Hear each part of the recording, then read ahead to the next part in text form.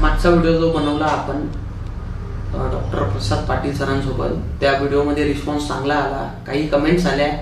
त्याच्यामध्ये काही कमेंट्स असे होते की शुगर कंट्रोलवरती एक व्हिडिओ बनवा, आणि दुसरी जी व्हिडिओ कमेंट होती त्याच्यामध्ये होतं की weight management, muscle mass gain करायचं. सो आज आपण मसल मास गेन कसं करायचं याच्यावर तुम्हाला एक डाएट देतो, प्रॉपर एक शेड्यूल रुटीन सेट करून देतो की तुम्ही काय खाल्लं पाहिजे, कसं केलं पाहिजे.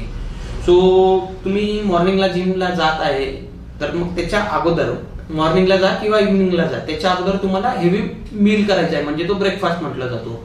सकाळी हेवी मील कसा करायचा, काही पोहे घ्या, काही प्रमाणात उपमा घ्या किंवा बटाटे घ्या, रताळे घ्या किंवा ओट्स घ्या, आणि ते बनवल्यानंतर त्याचे कॅलरीज काउंट करा. म्हणजे तुम्ही हे करा, वेइंग मशीन वरती काउंट करा की तुम्ही किती घेतलेलं आहे, कारण आपल्याला आता कॅलरीज सरप्लस वरती जायचं आहे. सो आपल्याला थोडंसं जास्त खायचं आहे, आणि वर्कआउटच्या अगोदर थोडेसे कार्बोहायड्रेट्स इंटेक राहिलेलं कधी पण सोयीस्कर आहे एनर्जीसाठी.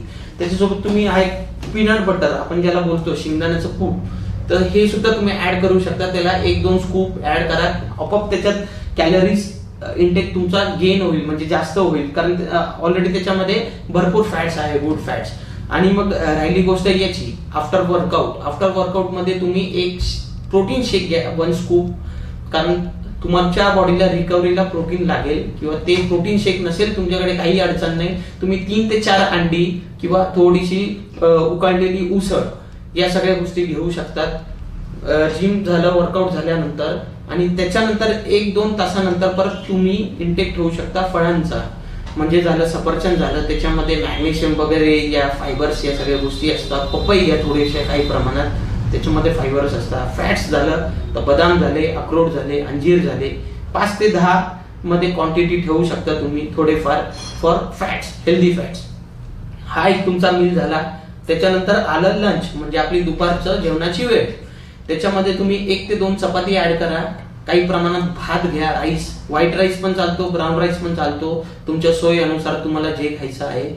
मग नॉनव्हेज मध्ये झालं, बघायला गेलं तर प्रोटीन्स कशात आहे, अंडे, चिकन, फिश, मटन, या 3 ते 4 पदार्थ असे जे आहे त्याच्यामध्ये प्रोटीन सोर्स जास्त आहे. ते तुम्ही तुमच्या क्वांटिटी अनुसार घेऊ शकता.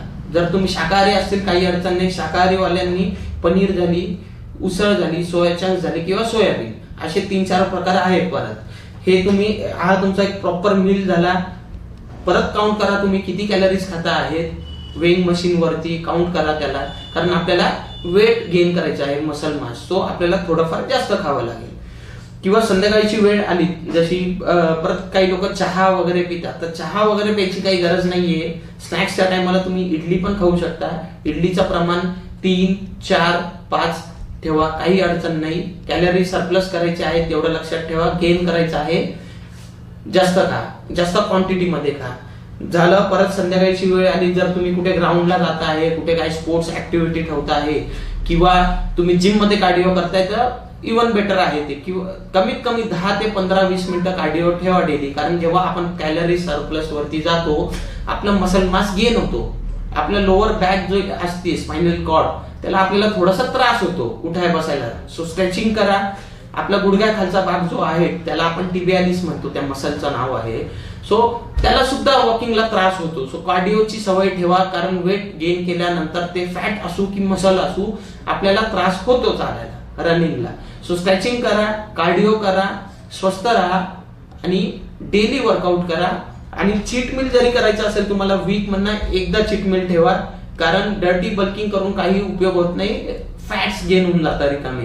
मग परत ते लूज करण्यासाठी परत तुम्हाला फॅट कटर खा, परत डाएट करा. त्याच्यापेक्षा गेन करतानाच प्रॉपर हेल्दी गेनिंग करा, प्रॉपर क्लीन डाएट करा, म्हणजे जे तुम्हाला रुटीन मी दिलेलं आहे सेट करून. आता राहिली गोष्ट तुमची डिनरची. डिनर मध्ये तेच तुम्हाला करायचं आहे जे तुम्ही लंच मध्ये केलेलं आहे, कारण ऍटलीस्ट कमीत कमी तुमचे 2 मील हेवी व्हायला पाहिजे. एक जसं मी सांगितलं लंच मध्ये की तुम्हाला प्रोटीन सोर्स जसा आहे, चिकन, फिश, एग्स झाले, व्हेज मध्ये झाले, उसळ झाली, या सगळ्या गोष्टी तुम्हाला कंझ्युम करायच्या आहेत. फक्त हे जे मिल्स कंझ्युम करताय, डायजेस्टिव्ह एन्झाईम एक टॅबलेट असते, ती मेडिकल मधनं घ्या. आफ्टर हेवी मील म्हणजे lunch and dinner, digestive enzyme 1 tablet consume करा, कारण न्यूट्रिशन पूर्ण बॉडी ऍब्झॉर्ब करून घेईल. ते झालं. त्याच्यानंतर हा तुमचा दिवसभराचा असा एक आहार झाला. जे काही मी दिलेलं आहे आता तुम्हाला वेट गेन करण्यासाठी, हे तुम्हाला डिस्क्रिप्शन बॉक्स मध्ये मी पूर्ण एक प्रॉपर डाएटचा एक चार्ट बनवून देतो. तुम्ही नोट डाऊन करून घ्या. तुम्ही तुमचा हा डाएट फॉलो केल्याने तुमचा मसल मास नक्कीच गेन होईल. जर काही अडचणी असल्या तर कमेंट सेक्शन मध्ये मला तुम्ही मेन्शन करा, किंवा तुमचे काही प्रश्न असतील, तुमचे काही डाऊट्स असतील ते तुम्ही कमेंट सेक्शन मध्ये मला सांगा. मी नक्कीच त्याच्यावरती तुम्हाला अजून काही सोल्युशन देईल, किंवा त्याच्यावरती अजून काही व्हिडिओज बनवून देईल. तर हा चॅनल युट्यूब वरती आहे शिवा वगळ म्हणून, तुम्ही त्या चॅनलला सबस्क्राईब करा, म्हणजे तुम्हाला सगळे नोटिफिकेशन्स येतील. थँक्यू, धन्यवाद.